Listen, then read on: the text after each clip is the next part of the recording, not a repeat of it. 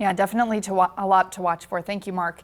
It is so great to see everything green again with summer, but with all that heat, it can be hard to know just how much water your lawn needs. So I talked to an expert on what you need to do to get your grass in great shape.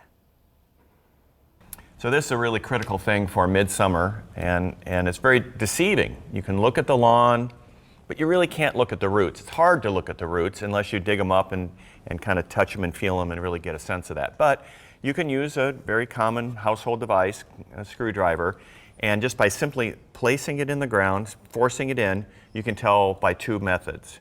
The first one is just how hard is it to push it in the ground. Gotcha. It should slide in pretty easily, and if it does, then you're going to have pretty decent soil moisture. If it's hard to push it in the ground, then you know that the soil is pretty dry and hard. Is there a certain depth, like if you hit 3 inches in or something like that? Yeah, that's a good secondary sense of that. If you're putting it in the ground and it's easy to push it in 6 inches or even 4 inches, then the soil is pretty moist. And the other thing is when you pull it out, you just want to feel the shaft of the screwdriver blade, and it should not be dripping with water and it should not be powdery dry. You're just looking for that happy medium in between. And so nice and cool and moist with a little bit of soil sticking to it is the target there. And I love this tip we were talking about. Why do we have these tin cans? These are tuna cans or cat food cans, and I'm told under some circles that caviar cans work as well. Oh, really? Although Caviar. I'm not an aficionado of that, so I don't gravitate towards those. But these are great cat food cans because you can set a dozen or so of these out in the sprinkler pattern, so when you're watering, either with a device you hook up to the spigot from your house, or you're using your automatic sprinkler system. That way they all should have the same amount of water in them, and you can use a ruler just to stick in there and measure. Well, the thing you want to avoid is having a lot in this one and not too much in this one. That means that the sprinkler system is broken, or the pressure is bad, or roots have grown around the supply line, or something is bad there, and you need to contact the irrigation company to make some adjustment. So I have kind of a weird question. We didn't really talk about this, but is there a certain height that's best for cutting your lawn? So we used to recommend really low in the spring and fall, and then really high in the summer.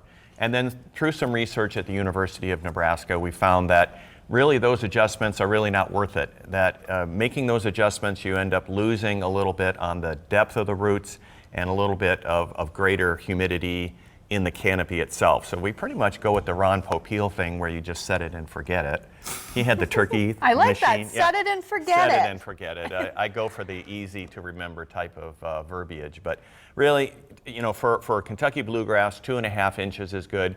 For tall fescue, about 3 inches, and just really, it's not worth making those kinds of adjustments and maybe making a mistake and scalping the lawn. It's just not worth it. So when you're driving around Omaha, what is the #1 mistake that you see homeowners make with their lawns? Number one is irrigating when it's raining.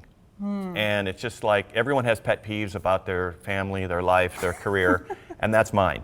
Is when I see a nice summer rainfall happening and then the irrigation system is running automatically. People are not running it when the lawn actually needs it. And so I just cringe when I see that, and I grip the wheel of the driveway and of the car, and it really causes problem. It's wasteful, and it actually can cause pollution as it moves excess water moves products out into the street. So that's the #1 problem I see. Don't waste water. Don't waste water, don't cause pollution. And another thing you need to remember is grub killer. Experts say that is one of the most common pests lawns get.